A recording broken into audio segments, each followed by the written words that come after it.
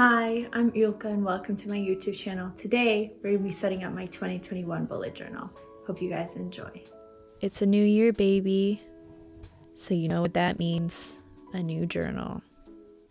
This year, I decided to go with another Archer and Olive journal. I love the paper quality and I don't know, I love the patterns. They're so cute, and this year's is absolutely beautiful. I actually went with a bigger one, 192 page one instead of 160, so I'd have enough space for all of my spreads this year, because I kind of had to ration out the pages for the last 2 months of this year. For this year, I wanted to stick to a minimalistic style, but an excessive amount of spreads. So you'll see how that looks. I started off the cover page with just writing 2021 baby in bold lettering.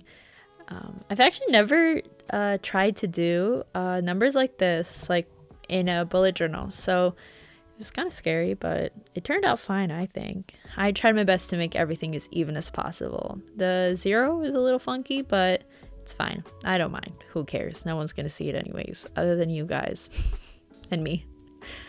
A lot of people add keys to their journals, and I didn't use mine last year, so I didn't feel like doing it this year. I know where my tasks are going and stuff like that, so I don't really need it. But if you want to have one, you should put it in.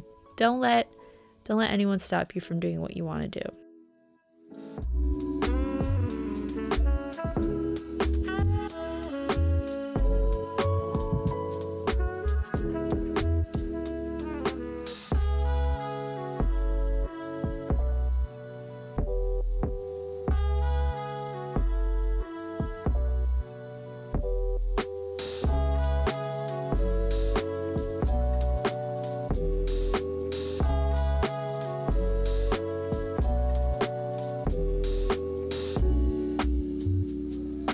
All right, next spread, the grid spacing page.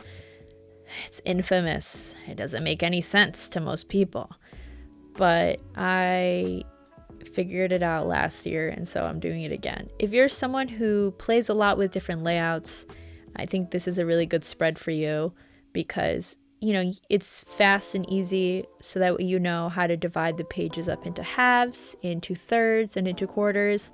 If you're good at math, you can figure it out, but a lot of people are not. So this is a good spread. If you're someone who sticks to the same thing every time, I don't know if this would be that helpful, but I do it anyways because I think this year maybe I'll mess around with the layouts a little more, especially for the weekly spreads.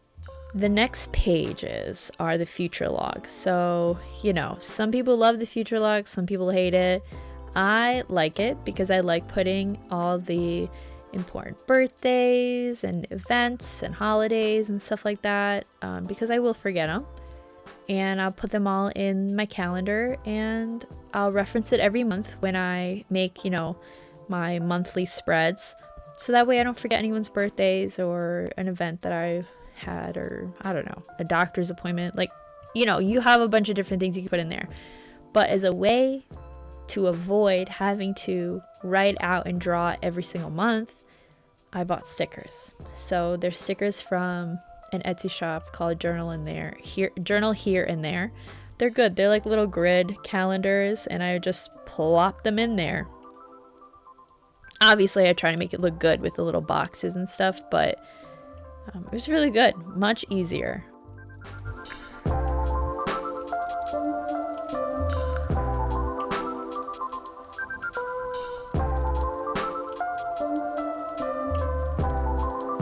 All right, next pages.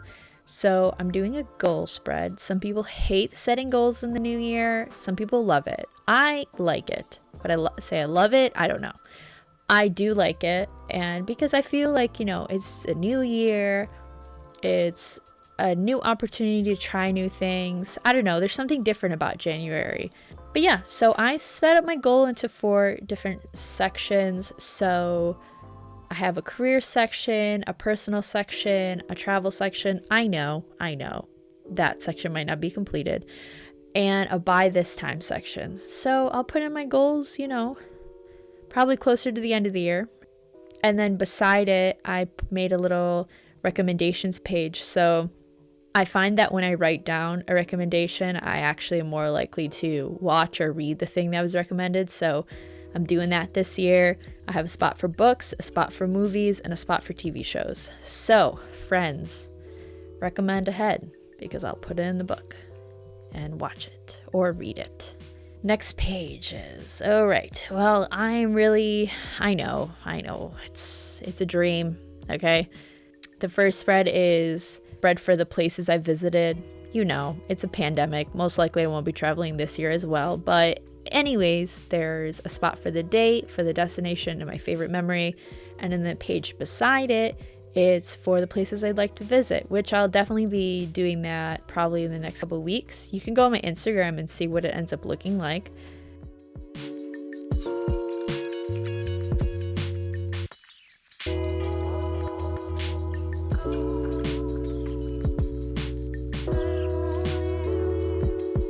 The next little spread idea, I keep saying spread, I don't know what else to call them, is my 2021 year in photos. So I did this year, and I really love looking at all the photos of each month and kind of what was going on. And I'm doing it again this year. I'm doing it again next year. That's what I should say.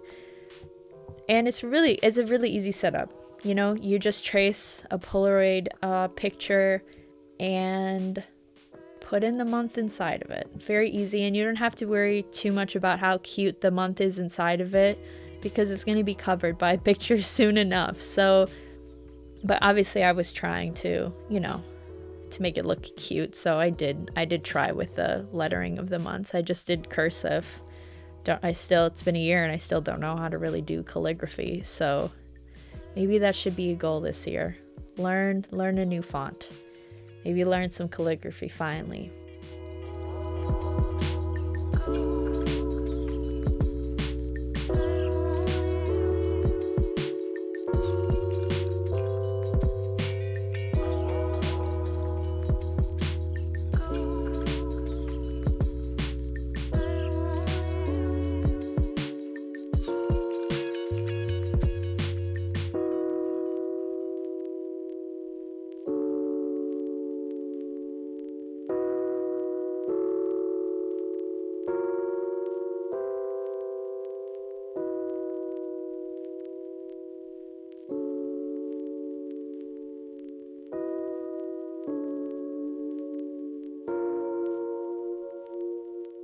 The next page is a spot for me to write out all the TV shows and movies I've watched in 2021 and if I like them or not.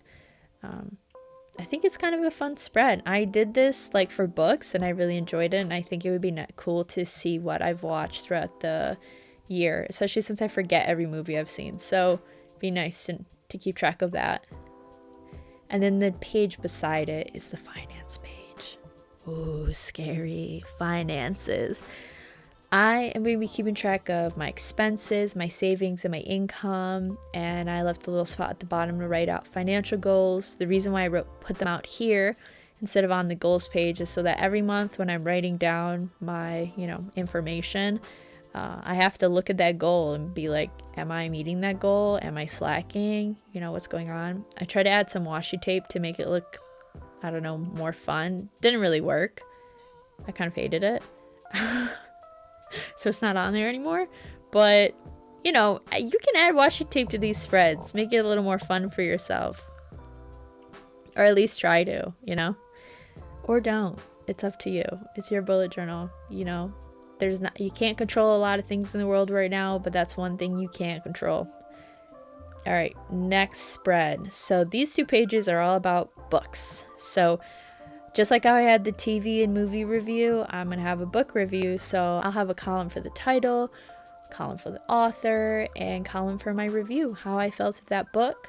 Hopefully I'll be reading a lot this year, or hopefully I'll be reading a lot next year. It's because I have this year. I've read a lot more than I have for many years, honestly. So I'm hoping I continue that trend, especially since I have so many books that I need to read that I own. And then the other page. So I've seen spreads like this on Instagram, and I thought it was so cute, and so I was like, I'm gonna do that. But I like wanted a spot to write down how I felt about the books I read, but I also wanted this cute like visual representation of all the books I've read this year, so I just decided to do both.